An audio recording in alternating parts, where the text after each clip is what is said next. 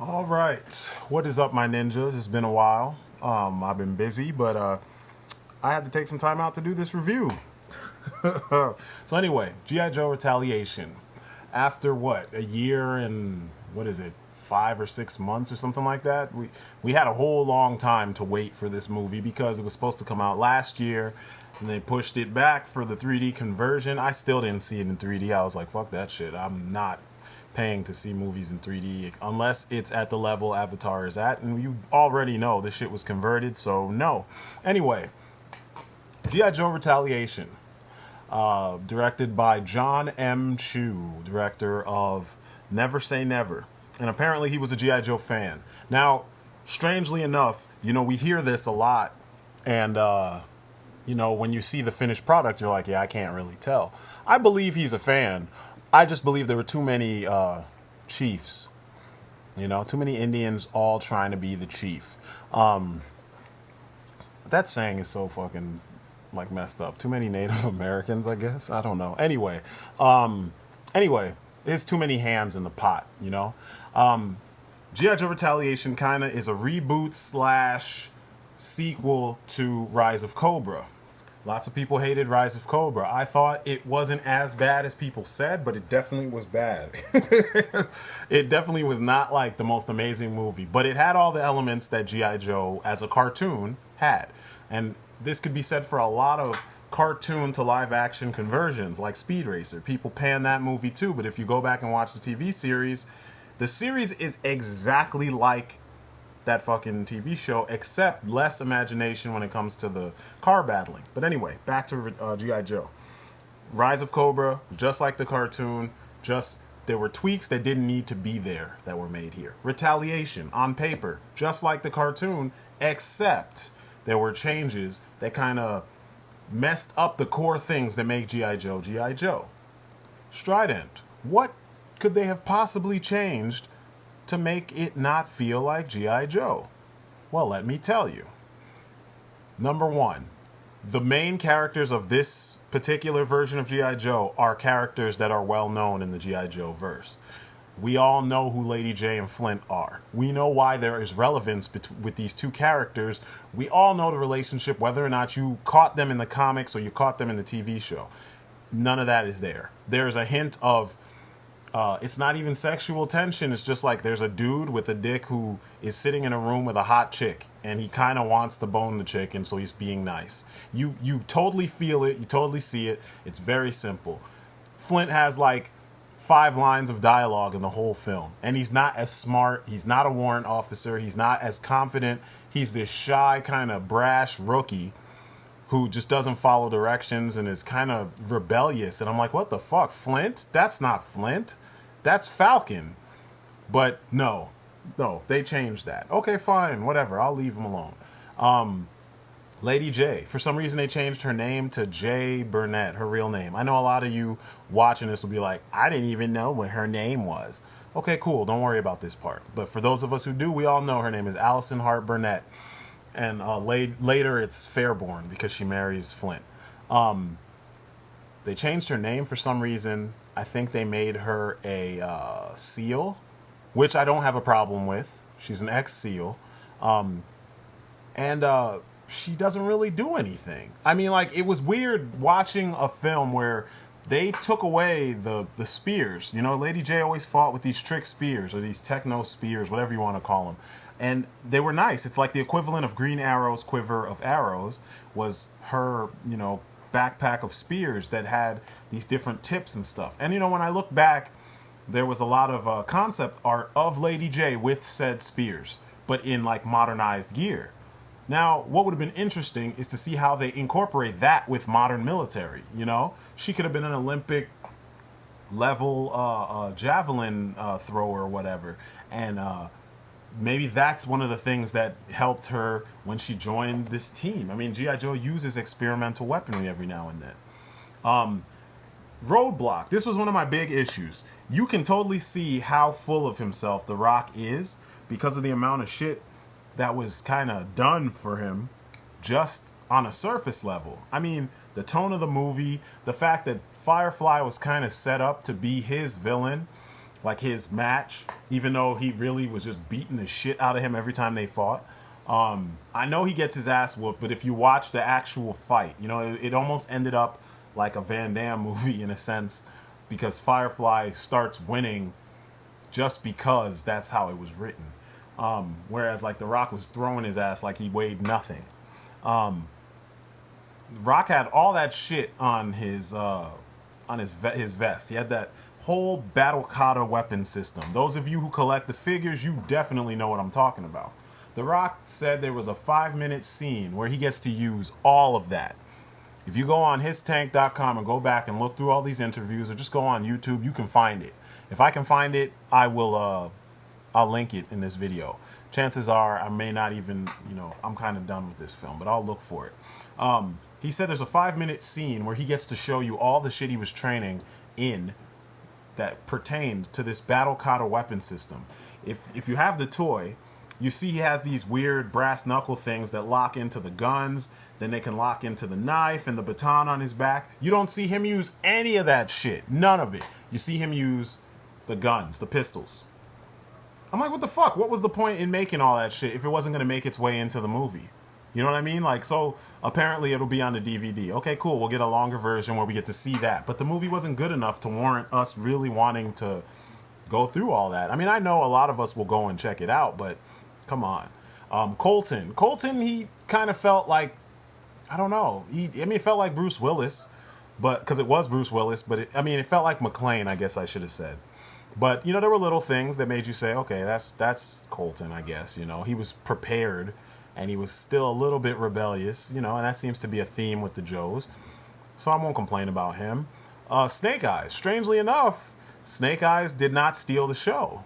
I thought at first that this was going to be another one of those movies where somebody is just going to kiss Snake Eyes' ass, and they didn't do that. Instead, his boy, Storm Shadow, kind of stole the show in this. Storm Shadow was pissed. And Storm Shadow actually had depth. He had emotional depth. His backstory, they fucked up again, but, you kind of expect it at this point. It's kind of close, though, because the people involved are the same people involved in the real story. It just didn't go down like that. But Storm Shadow was stealing the show. He actually was handing Snake Eyes his ass, as opposed to when you go back and look at the old The Rise of Cobra fight. Snake Eyes owned him. It was painful watching that. Every time they fought, and they fought twice, I think. Yeah, it was twice in the original movie. Snake Eyes just shut him down with no effort, Whereas in this one, anything Snake Eyes did to him, Storm Shadow dished it back out. And at one point, he definitely, they only have one real fight against each other. And in that fight, Storm Shadow was giving it to him. And I was like, man, I was impressed, because Storm Shadow is my favorite of the two. I like Storm Shadow better. I've always liked Storm Shadow better. He's one of the only Joes that even when I wasn't collecting, I would buy his figure as long as the design was cool. So I was happy with that. But it's still not enough to save the movie. And I'm gonna get into the toys in a second. But I've given you a preview of that before. But anyway, Cobra was actually handled pretty well in this. They were pretty focused, and they did exactly what they needed to do. It's just that there was no, they didn't highlight anything. Usually when you watch a movie with a villain as, iconic as Cobra Commander and even Zartan, Zartan had some good lines. Shit was funny, shit was cheesy, but it was funny given the situation that you were seeing unfold in front of you. Kind of like when he punks the rest of the world into nuclear war and then into disarming their nukes. And he's like, I'm going to war with the United States of America is at war with you, and you. And he's pointing at everyone else in the room. People were cracking up in the theater. I was laughing too. I was like, man, imagine if a president did have a conversation like that with the other countries. That'd be kind of funny. It just was weird. It was really casual. What's the guy's name? Price. Jonathan Price. He did a good job. So I've spent about 10 minutes, give or take, 9 minutes, give or take, talking about the characters in the film. I'm sorry. I left out some characters because I generalized with Cobra. Firefly was awesome. I love Ray Stevenson. I liked him as the Punisher. A lot of people didn't like him. He fit the tone. It's just Thomas Jane's voice was perfect. Dude's big, dude's scruffy looking, dude's menacing, you know? I love him as a villain. But anyway, he did a good job in this film as Firefly. He gave a lot of personality to a character whom all the personality is through his actions and not necessarily through seeing the face of the character and having the voice go with it and everything, you know? For a long time, I assumed he was Asian. And I don't know, maybe it's because I had never seen his face. Maybe it's because of the whole Koga Ninja Clan connection, which I still think is fucking stupid. I don't know. But they did a good job. You know, it kind of is fitting that he had an Australian accent, or, you know, he had his accent in there. So anyway, I spent time talking about the characters, the plot. So this takes place years after what they call the Nano Wars. Because if you remember Rise of Cobra, the Cobra was using a lot of nanotech everything. Actually, Mars Industries was using nanotech everything. So that time period during that battle that you saw in Rise of Cobra was referred to as the Nano Wars.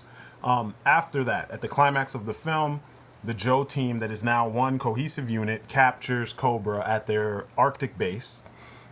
They bring them to the prison that is on the flag, the USS Flag. And Cobra Commander, as he's getting locked away in stasis, he's like, you know, Cobra will rise.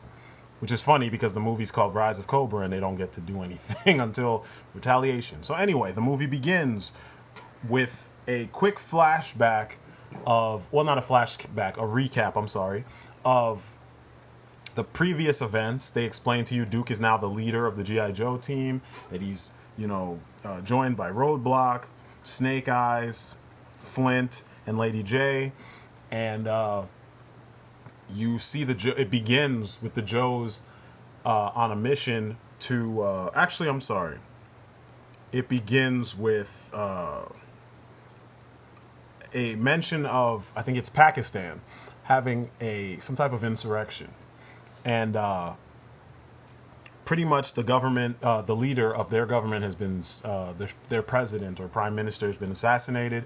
There's all this unrest, and we need some type of solution. So the president says, get me the G.I. Joes. The Joes go into that country to restabilize or put some semblance of, you know, peace by taking the nukes and taking out the terrorists that are kind of responsible. So they get there, they do their job, and they're framed, essentially. You know, after completing their mission, they're framed by the president.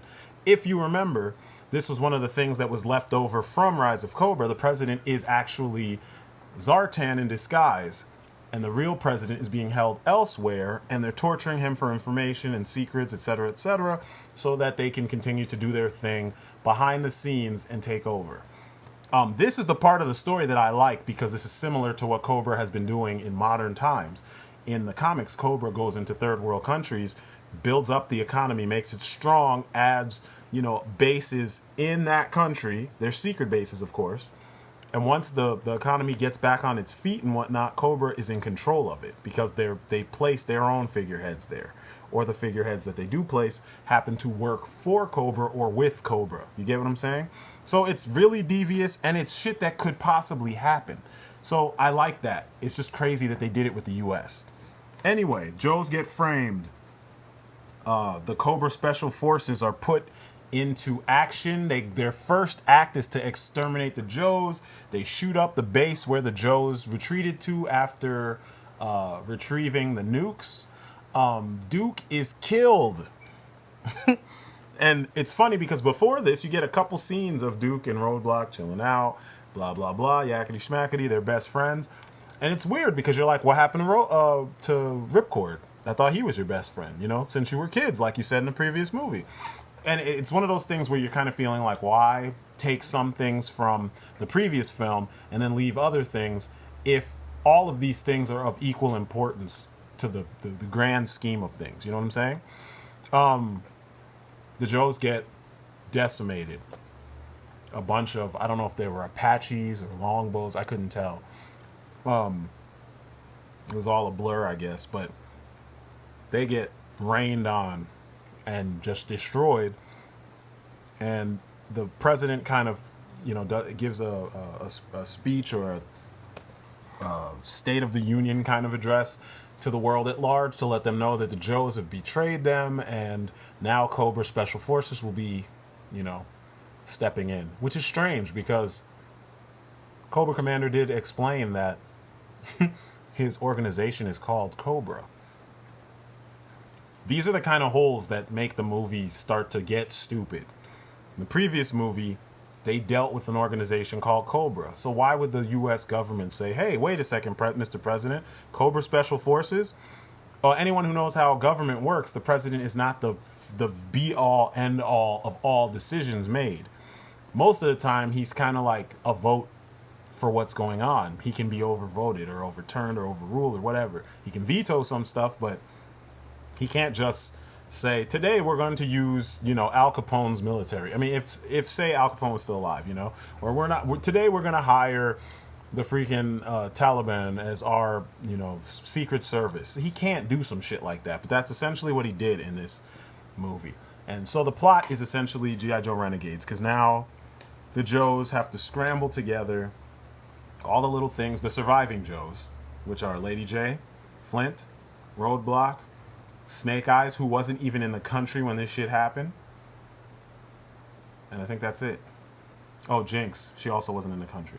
And they have to team up, find people to help them expose that the president is actually a fake and take down this whole fucked up situation. It's G.I. Joe Renegades because the world at large does not like the Joes. And I don't have a problem with that. That part of it is cool. It's just how they handled the events getting to that point. The camera work in the film is better than the first movie, and it's better than some films out there, action films out there, but it's still lacking because there are times where a fight scene or an action scene happens and the camera is doing all this shit and you can't even appreciate all the movement, the fluidity of the movements that these performers are, you know, giving us in their performance. I mean, we got all these ninjas and all these you know, swordsmen and shit, and the camera is doing backflips and shit, and I'm like, I want to see what these people are doing. I don't want to see the background, and I don't want to see how fast you can spin the camera. And this is one of those things that young directors seem to do too much. They need to go back and watch older Hong Kong films or films that were actually influenced by old Hong Kong films. There's a movie called Duel to the Death. It's my favorite old school kung fu movie, like wuxia style, you know, flying around in the air, doing all kinds of craziness. But in the beginning, there is a sequence where some ninjas steal a scroll from a temple. The shit is, it's like poetry in motion. They took the sound away, so when the ninjas run and jump, you don't hear anything. And you know how in old kung fu movies, when people jump, you always would hear the wind blowing their clothes all super hard and shit? You don't hear anything. When they run, you don't even hear tip-tap, tip-tap, tip-tap. You don't hear shit. They have no sound because ninjas are supposed to be silent killers. That's the point. When they move in unison, everything was so perfect. And this is before CG, so it's not one ninja that they animated and cloned and put them back to back to back to back with the others. No, it's like 20 or 10 guys who trained and practiced and practiced and practiced to get the movements at least really close so that you don't get to see that they're, you know, individual thoughts going on. They're all moving as one unit in almost perfect unison, and it works for the camera. It's so good. And this is a Chinese film. Usually Chinese films would make Japan the villain, but they loved the idea of ninja, and they wanted to sell the idea to you so you understand when you see the other characters fight these ninjas that they're that good. You know what I'm saying? This will solidify how good they are when they go up against other people. This film would have benefited from someone watching that and seeing how that was handled. I mean, there's other ninja movies. Anything that Sho Kosugi did, from the good ones to the bad ones, Ninja Assassin. There's tons of movies that you can watch for an idea of how ninjas should act and how they should be portrayed on screen in a way that, or how they should be shot, I guess is really the point that I'm saying. How you should shoot those kind of fights so that people can understand what's going on and we can appreciate all of the movement and the awesomeness that goes into being a martial artist, a ninja, whatever it is.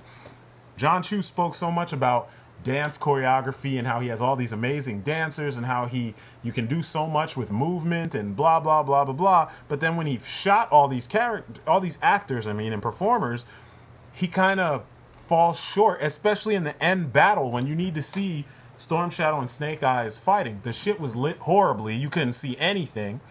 The freaking camera work was horrendous because it was moving around in ways that didn't allow for you to see what was going on. The best camera work was in the mountain, zipline battle. Even in the very beginning scene with the Joes all jumping around and running and shooting, it felt like Killzone or Call of Duty. It was just chaotic. And you hear people yelling and screaming, move, move, move, go, back, back, back, blah, blah, blah, blah, blah. But it didn't really feel like the tactics were there. I play Ghost Recon and I play Vegas, Rainbow Six Vegas, 1 and 2. I've played the old Rainbow Sixes too, but I like Rainbow Six Vegas 2 out of the bunch the best. And, and I watch military stuff. I like military stuff. I've trained with some military people, and I know the tactics. I've watched tons of films where I could see that they didn't know the tactics, and then I've seen other films where it was like, wow, they got the tactics down, Everything from proper breaching, even fancy breaching. Everything from, checking your corners the right way with a team, Say you got a little fire team going, and you're checking your corners and shit. I wanted to see that shit with the Joes. Like, what would be the Joe version of that? Would it be fancy? Would it be... just they don't give a shit. When you watch the Expendables acted more like G.I. Joes than the fucking G.I. Joes. And I have a problem with that because all these guys are pushing 70 and 60 and shit. And here you got all these young guys who are way capable, but no one's giving them the right direction to make them do this stuff. Someone like Robert Rodriguez or John Woo needs to direct G.I. Joe, but they probably wouldn't because this kind of franchise is beneath those guys. You know what I'm saying? Well, at least for John Woo. But, it was lacking in a lot of ways. Like I said before, there were a lot of things that should have been in the film that weren't. And I pointed them out on the Joe community on Facebook. And I got some shit for it a little bit. Most people agreed with me. So much of what should have been in the film was lacking, and it wasn't there. And it's kind of weird when you think about it because they had extra time to reshoot. They reshot the film talking about how they wanted to allow for more scenes with Channing Tatum, who now is a big star. And at the time of Rise of Cobra, he was just meh. Nobody really, people knew who he was from Step Up, but that's it. When you watch the movie, they didn't really take advantage of that. And then they say Duke died in a way that it could allow for him to come back. You saw him blow up. He flipped up in the air in flames with the fucking car. And then fucking Roadblock had his dog tags. The motherfucker is dead. I don't know. Like I said, personalities were gone. Zartan was now Storm Shadow's surrogate father in the flashback. Like, what the fuck? Really? Jinx didn't do shit in the movie. I already told you Roadblock didn't use his Battle Kata stuff. And then all the Joes that are supposed to be Joes that we never get to know, that we're supposed to care about when they all get killed. You know what I mean? It's just kind of weird. I don't understand how that is the process, and I don't understand why Hasbro is handling, this the way they handle it. When you look at things like, Marvel having Hasbro do toys for them. Marvel makes choices for Hasbro. When you look at Transformers, Hasbro is making choices with... I think it's Paramount that released the Transformers films. I could be wrong. It's either Paramount or DreamWorks. I don't remember.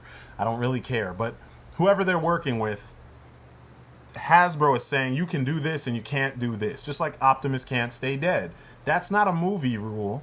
It's a rule that came up from Transformers the movie that afterwards Hasbro felt that backlash and they were like, shit, we need to change this. So we'll never do it again. So when you see this in G.I. Joe where Flint doesn't wear his fucking beret till the end of the film, or he's not a smooth, cool, but nervous around Lady J, but, awesome soldier, or Lady J doesn't even use the spear, she's not talented, she doesn't do any disguises, nothing of her character is actually, except for the fact that she's a headstrong woman, nothing of her character is represented in this film. And Hasbro doesn't say anything about that. Hasbro doesn't say, no, we need to go back and actually, you guys need to have this, and this. I read a post on Facebook on Larry Hama's page that he thought it was cool, but he hated Flint. And I'm like, okay, but you made this up and you don't see the other issues with it. You know, it's kind of like, it seems once money starts getting thrown around, people's perception changes. You know? The movie is not great. It's not the worst movie I've seen, but like if you're a Joe fan like me, I mean, you guys have seen my collection, and it's bigger now.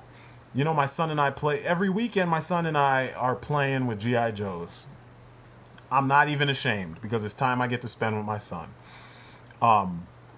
And it's time we get to kind of use our imaginations, and sometimes it gives me ideas for my books. But the point of the matter is I've been a fan of GI Joe for most of my life. And every time that they get an opportunity to do this, it's just getting frustrating that, you know, I had low expectations for the film anyway, and it's frustrating that they can't wow us, you know? I mean, there's some people out there who don't really know what a good movie really is, you know what I mean? And to them, this movie will work for them. But to the rest of us that do know what a good movie is, that do understand what good choreography is, those of us who understand what a good fight looks like, those of us who understand consistency throughout a plot, you know, those who understand emotional content with characters, we are not going to be impressed by this film, you know. I'm not even going to buy this. I haven't bought Rise of Cobra. Like I told them on the G.I. Joe community page, I'm watching Resolute. Resolute's like on rotation in my house right now so that I can get the taste of this movie out my mouth. It wasn't the worst thing I've ever seen, don't get me wrong. Some of the fights were cool. That fucking fight scene in the mountains with the zip lines and everything, that was amazing. And the opening sequence with the Joes is actually pretty nice, even though it's hard to tell what's going on. I mean, at one point my son asked me, do you understand what's happening? And usually my son is of this generation, obviously. He's the little kid who watches TV that's got that ADD kind of editing. And he was lost. Matter of fact, he has ADD. And he was lost. And I'm sitting here trying to get all of it, catch it all. And I'm like, man, I know this side is the good guys. I know the guys with the turbans are the bad guys. And that's another thing. The Joes never just went to other countries, you know, shooting at the Taliban and shit like that. I mean, do we really need to mimic Call of Duty that bad? Like, is it that necessary that that's what we need the Joes to be doing? You know, we got Cobra. You know, they could have come up with villains for that situation. I don't know. To me personally, it was a very lazy attempt.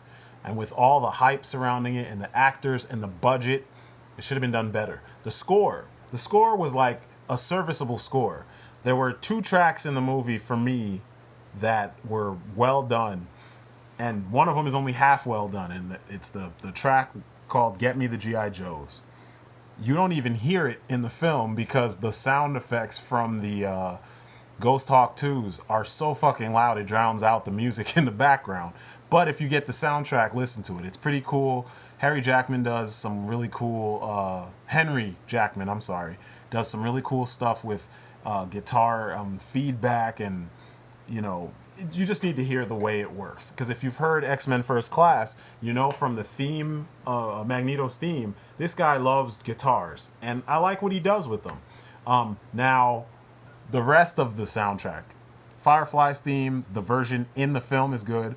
Cobra's theme is pretty good, but the standout themes, like I said, the G.I. Joe theme, and it's called Bad Dojo, and it's the music that plays during the whole, you know, zipline fight and all that. It's pretty cool. And there are pieces of Storm Shadow's theme in there, which is really cool. It's not a typical Asian theme, which made me happy because I'm so sick and tired of those generic Asian themes that you hear in films in this day and age, done in the US with Asian lead characters. You know, that shit needs to stop. But it's serviceable. I have it. I listened to it a couple times. I'm still listening to it because I like some of the sound. You know, it's different from what I was expecting from G.I. Joe. But it does sound like it could have fit in a Call of Duty game or some modern military shooter. You know what I mean? But it's good stuff. It's not the best, but it's good. It's serviceable, I guess I should say. It's definitely not Tron Legacy level, but it's serviceable. It does the job for the type of film it is. The end credits music will make you want to shoot yourself. But overall, the whole film is just it's a mediocre package, pretty much. Just very mediocre. The ending is kind of like, ugh, because stuff snowballs, and then it gets to a point where you're just like, man, this felt like they cut out things that should have been in there to make this really awesome. Like, Roadblock pulls the fucking Ma Deuce on Firefly. Of all people. He's driving around in a tank, but then he stands up and pulls the Ma Deuce out to shoot Firefly, who's on a motorcycle. I'm like, that's just stupid. Why didn't they, like, shoot his tank and fucking, like, damage the tank so he couldn't use it, and then have him take out tanks with the fucking Ma Deuce in his hands? Because that's what Roadblock would do. That would have been epic, but no, that's not what they did. And I realize, I'll show you what I'm talking about, how it should be. I've got a couple shorts coming up with my Joes, and I'll show you what I'm talking about, because I want to do a couple shorts that just showcase what the Joes should be like, and what you're going to see Fenris Company again, so you get to see another, you know, kind of wild and crazier version of what I think, you know, we should be seeing with our Joes. I mean, they're superheroes. Essentially, they should be treated as such, and not the way that Hollywood treats them. Maybe more like the way Metal Gear treats superheroic soldiers. Because that's what we need, to be honest with you. We just beat Metal Gear Rising, and man, I know that's kind of insane, but some of those situations, we need to put some Joes in those. I'm just saying. Also, so the toys.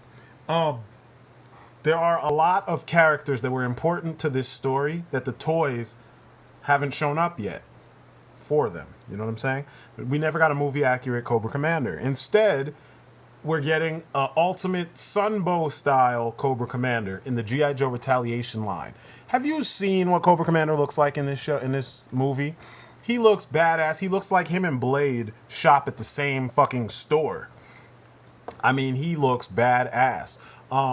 The red ninjas that you see in the battle on the peaks, you know what I mean, with the zip lines and all that.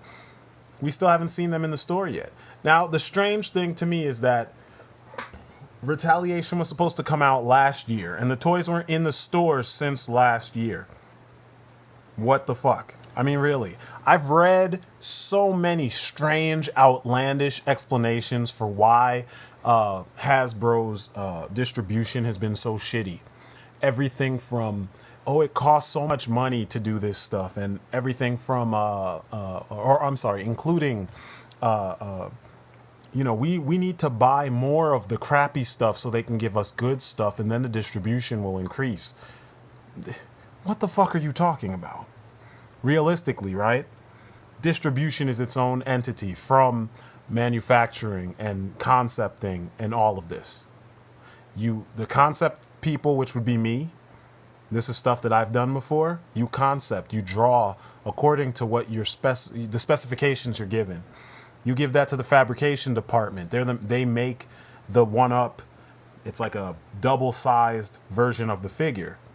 After they make that, and you got the right points of articulation and it passes approval, then it goes to manufacturing.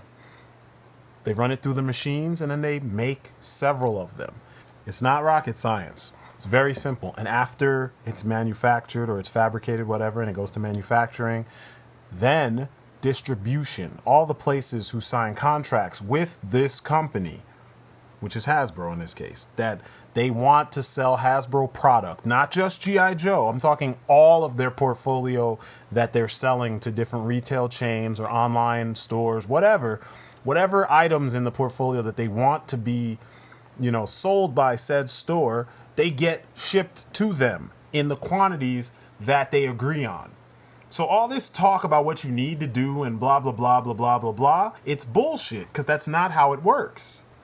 So considering that the Targets had been sitting on Targets, Toys R Us's, all these other places, you know, I'm just naming a few of the big ones, Walmart.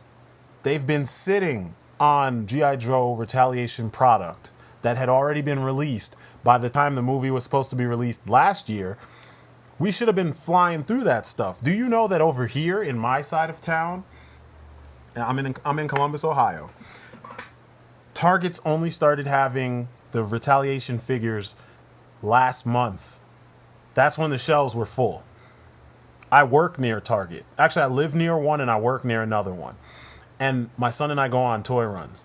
And yeah, they only in the month before the movie comes out did they put back on the shelves the Retaliation figures.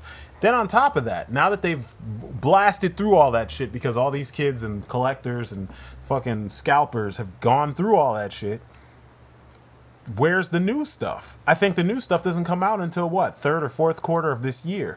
How the fuck does that make sense when it's a movie line? All of the toys, the Ultimate figures included, all of that shit should have been out by the time the movie drops, or at least the month of the movie. You know what I mean? So the movie drops that month, maybe the last line or wave in the line should be out. But that's not the case. Those figures aren't coming out for a while. Maybe another month or two. Maybe a couple months. You know what I mean? And it's not just complaining for the sake of complaining. It's just weird because, like I said, Rise of Cobra. The movie wasn't even that great, but all the toys were out by the time the movie came out. Like I said, I got my whole collection of Rise of Cobra, give or take a few characters. I got all the main people within weeks of seeing the movie. What the fuck? They didn't even offer you most of the main characters in the first wave of this line. Or, yeah, this line altogether. I mean, it makes you wonder. And then I read that there were a couple hundred people that got fired from Hasbro that worked on Rise of Cobra and other shit. You need to hire those people because they obviously know how to get the product to the people and they know what product will move properly. Because whoever's running it now, they don't know. You know? Anyway, that's just a little aside. I had to get that part out because you know I'm a collector. I know a lot of you guys are collectors. And I know you guys are looking for the figures. I mean, it's what we do. On the side, we like to geek out with our figures. And it's kind of weird when you see a movie. They're banking on the movie. Instead of building up and banking on the hype and taking advantage of the hype train and releasing the figures in time with the release of the film so that before people see the film, they can see the trailers, get the figures while the trailers are still hot in their minds, and then go see the movie. And if they're disappointed, okay, no one's going to care because they already got the toys in their hands. You know? That's how they usually do this stuff. Unfortunately, this is kind of a cutthroat kind of business, and that's the way they do things. But it's like they just didn't... They dropped the ball so hard. Man. Anyway, I'm Strident.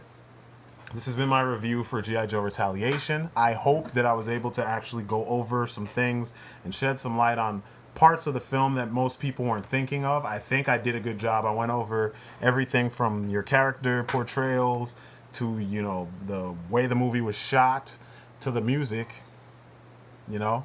Even inconsistencies, you know, I went over some of that stuff. So get at me in the comments. If there's more stuff you want to talk about, hit me up. Maybe it'll inspire another video or something.